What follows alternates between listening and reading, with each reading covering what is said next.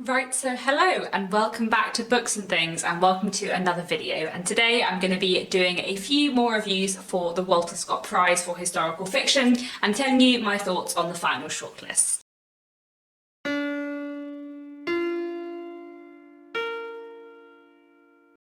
So, as you may remember from a few videos across April and May, I have been reading along with the Walter Scott Prize for Historical Fiction, which is a prize all about historical fiction that I really enjoy. So I have now read quite a lot of the long list. I think I've read 8 out of the 11 books of the long list, and that's probably all I'll manage to get to. So there are 2 more books which I have read on the long list, which I haven't reviewed yet, which I'm going to review today. Afterlives by Abdul Razak Gurna and The Tolstoy Estate by Stephen Conte. Afterlives was on the long list but didn't make the shortlist, and The Tolstoy Estate is on the shortlist, which means I've now read 4 out of the 5 books on the shortlist, and the one that I haven't read from the shortlist, The Mirror and the Light by Hilary Mantel, is the 3rd book in the series, so I'm not going to read it. So today I'm just going to review for you Afterlives and The Tolstoy Estate, tell you my thoughts on them, and then in the second half of the video I will go through the shortlist and rank them and, pick my favourite to win. And the winner of the Walter Scott Prize is due to be announced very soon, so my plan is that I will end this video today with my thoughts on the shortlist, and then I will add in a little bit later on this week, I think, when the winner is announced, just to give you my thoughts on the final winner, because I'm very excited to see who it is. So, let me start off with Afterlives by Abdul Razak Gurna. So this is a historical novel set in the first half of the 20th century, and it's set in a part of Africa that is now Tanzania, but wasn't Tanzania at the time. And it's sort of about the German and British colonial presence in this bit of Africa at this time, as well as about the kind of impact of the First World War. And we're following quite a few different characters, one who is a man working for a merchant in the town, and then another man that he meets, and his sister, who the first man ends up sort of adopting, and also a man called Hamza, who in a way is our main character, who ends up getting caught up in and fighting in the First World War, and then kind of what happens afterwards, and what happens when Hamza meets Afia, who was the sister who I mentioned earlier. This was in some ways a really interesting novel. I really enjoyed the kind of central relationship between Hamza and Afia, especially when it kind of comes into its own in the second half of the novel. And I found the way it looked at the kind of impact of colonialism and the First World War on this community really interesting.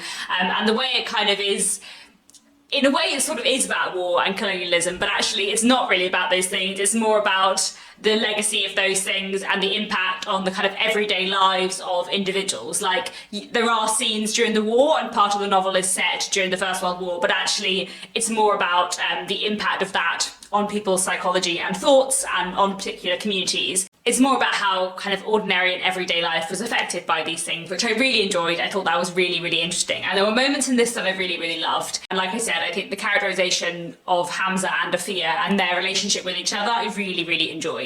Overall though, I didn't absolutely love Afterlives. I think mostly for me it was a case of the writing style being not exactly my kind of writing style. Every now and then I find with a certain kind of third-person narrative style that it feels a little bit too distant and a little bit too removed from the characters for me. I feel like I would have liked to get into their heads a little bit more, and that I wasn't always allowed to. And there's also a kind of perspective character, Afia's brother, who you kind of see through his eyes in the first couple of chapters, and then he sort of isn't present for the rest of the book, which I sort of get is the point, but also I kind of felt like we should have never seen from his perspective in the beginning if we were never going to encounter him again. I don't know, for me I felt like I was always kind of waiting to go back to him and not quite getting there. So there were some things about it that I really enjoyed, and there were some moments that I did find really emotional, but I think like the writing style slightly kept me at a distance from the characters, which is probably just a taste thing, but there we go. Next, let's move on to The Tolstoy Estate by Stephen Conte. This was a really interesting novel that I really liked, and that I especially got into in the second half. So this tells the story of a man called Paul Bauer, who is a German surgeon during the Second World War, and he is stationed along with the rest of his field hospital at the place where Tolstoy lived. So this actually happened during the Second World War. Tolstoy's like family estate was turned into a German military hospital when German soldiers were occupying that bit of Russia, which is fascinating. I didn't know this, but it's a really, really kind of interesting, odd thing in history. And it's about Bauer's time at this field hospital and the kind of relationship and friendship he ends up forming with a woman called Katerina, who is sort of like the manager of the Tolstoy estate, effectively, and she and her staff refuse to leave while the German field hospital are there. So she says, you know, they're going to stay and they're going to protect Tolstoy's legacy and protect his estate. And through various circumstances, Katerina and Bauer kind of become friends, and everything goes on from there. This was a really, really fascinating novel. It's just really, really interesting in terms of the history of the Second World War, and also kind of like medical history, I suppose. I would say that some of the surgical scenes are a little bit graphic, so if you're really squeamish, this might not be one for you. But it was really interesting to read a historical fiction about the kind of medical aspects of war, I suppose. The whole novel is mostly set over 6 weeks with a couple of references to the future, and I feel like the way it really focuses in on this particular moment is done really, really well. The characterization was fantastic as well, actually. Bauer's a very interesting character. You know, he's working for the German military. He doesn't agree with the Nazis or the politics of Germany at that time, but he's also kind of very aware at certain points of how certain discourses have sort of rubbed off on him, and how he tries to like push them from his head, and the way he kind of interacts with other people in the army who have very, very different views to him is really, really interesting. And actually, considering there are quite a lot of different characters who are part of this kind of medical squad, they're all very, very well developed. And the characterization of Katerina as well was wonderfully done. And I feel like the way it explores her psyche and her kind of political views was really interesting, because she talks about kind of being a very committed communist in her early youth, and how she kind of still is, but also how she disagrees with certain aspects of Stalin's regime, and how she almost kind of like uses her hatred of everything the Nazis stand for to kind of like bolster her own beliefs about communism. And the way this book kind of looks at like two individuals stuck in very complicated political systems that they're not quite fully in, but they don't quite know how to get fully out of, is just amazing. I mean, basically it's a novel about two people who are sort of falling for each other in a world and a system and a complicated set of circumstances that means that it's just impossible for them to be together, but also they suit each other so well that it's so interesting. And another thing that I really liked about the Tolstoy estate is that throughout it all it has this thread of war and peace. Bauer is rereading War and Peace while this is all going on, and obviously War and Peace has a lot about war in it, as well as a lot about romantic relationships. And the way it kind of echoes War and Peace throughout the novel was something that I really, really enjoyed. Basically, I really like the Tolstoy estate, and actually it's interesting because I feel like as I'm talking about it, I realise just how much I enjoyed it and just how good I think it was. It's interesting because it definitely took me a while to get into, and I was listening to it on audiobook, and I feel like it was probably towards the like a third, a half mark that I really, really got into it. But actually, the more I got into it, and by the end I was just absolutely loving it and finding it fascinating, and the kind of relationship between these two central characters was just so good. So yes, really enjoyed the Tolstoy estate, and I would definitely recommend that one. It was a very, very interesting read. So, shortlist thoughts. So the 5 books that are on the shortlist for the Walter Scott Prize for Historical Fiction in 2021 are The Tolstoy Estate by Stephen Conte, A Room Made of Leaves by Kate Grenville, The Mirror and the Light by Hilary Mantel, Hamlet by Maggie O'Farrell, and The Dictionary of Lost Words by Pip Williams. So as I said, I have read 4 out of the 5, so obviously I'm not going to rank The Mirror and the Light. I haven't ever read any Hilary Mantel, so who knows. I hear great things. I'm sure she's a very good writer. One of these days I will read Wolf Hall, but you know, probably not for a while, it's very long. In terms of the other 4, my least favourite was definitely A Room Made of Leaves by Kate Grenville. I did really enjoy it, I did like it as a novel, but I don't think it was a standout for me as the other 3 books were, and I felt like the kind of pacing and the structure of it wasn't always quite right for me, and I would have preferred the focus to be in slightly different places. And then I know what my favourite one is, but I can't really decide which I liked more of Hamlet and the Tolstoy estate. Because I feel like probably I actually enjoyed Hamlet on the Tolstoy estate about the same amount, but I think because Hamlet had been very, very kind of hyped and built up for me, I probably felt like I didn't enjoy Hamlet quite as much because I just really enjoyed Hamlet. Whereas I'd sort of had the impression from everything that people were telling me that I was going to be like sobbing my heart out, and I did find it moving, but I think actually I found it more interesting and readable and kind of powerful than moving. Like for me, Hamlet was a book about family more than a book about grief. So I loved it, I did, but I don't think I loved it quite as much as lots of other people loved it. Whereas like the Tolstoy estate I knew nothing about and had like no preconceptions. So I sort of like almost felt like I enjoyed it more, though actually I think I probably liked them in the same amount.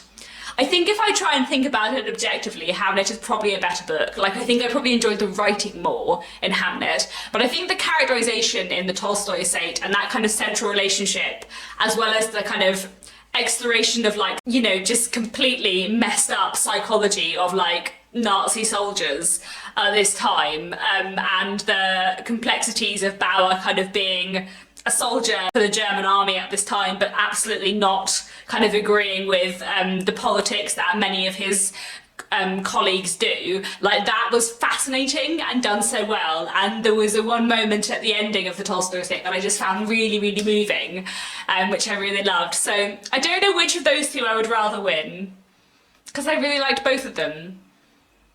Like I said, I think probably if I think about it, I think Hamlet was probably a slightly better book, but I think I liked the Tolstoy estate more. There was something about it that I really enjoyed. And also I feel like Hamlet has got a lot of praise, and I feel like the Tolstoy estate hadn't. So in a way, it would be nicer for the Tolstoy estate to win, because I feel like it deserves more acclaim than it has got. Or at least, you know, more popularity than it has got, perhaps, because Hamlet has been everywhere. But my number one, the book I really, really want to win the Walter Scott Prize, the book that I absolutely adore, that's been one of my favourite books of the year so far, is The Dictionary of Lost Words by Pip Williams, which was just amazing. It's just a fantastic book about like the love of words and one woman kind of coming of age, but working on the Oxford English Dictionary, getting involved in the suffragette movement. Like, it covers the First World War. Like, there's so much stuff in The Dictionary of Lost Words, and I don't know how Pip Williams managed to pack it all in and for it to feel like a coherent, consistent novel that didn't have too much in, because it didn't feel overfull. But when I think about the amount that is in that novel, it's just amazing, and it was so good.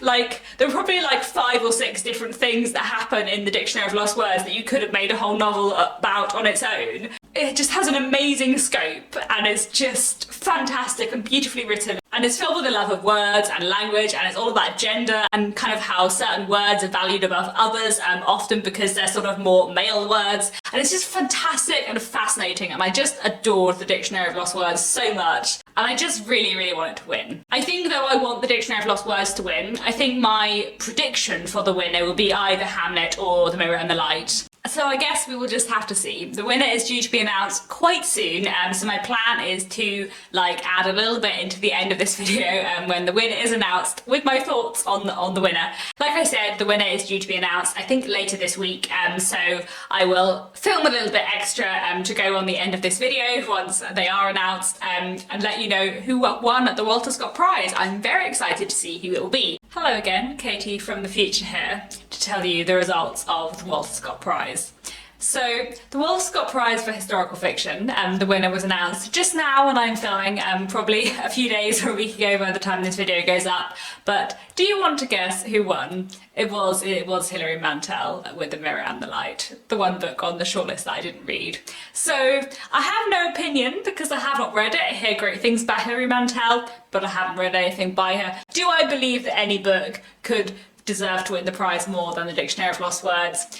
I mean, let me put that less objectively. Do I think that there could have been any book I would have enjoyed more than The Dictionary of Lost Words? I think probably not. The Dictionary of Lost Words was so wonderful and such a highlight for me that I am quite sad that it didn't win. But I hear Hilary Mantel's amazing, so you know. But there we go, I still really enjoyed reading along with the Walter Scott Prize this year, even though I didn't end up reading the one book that won. It's been great fun, and I have read some wonderful things, especially the Dictionary of Lost Words, and probably the Tolstoy estate and Hamlet as well. They were really enjoyable too. And that's all for now. Thank you very much for watching my videos on the Walter Scott Prize and reviewing historical fiction. Do let me know down in the comments if you've read any of the books from the long list or shortlist, if you enjoyed them, what you thought. And that's it for now. Thank you very much for watching, and I'll be back very soon with another bookish video.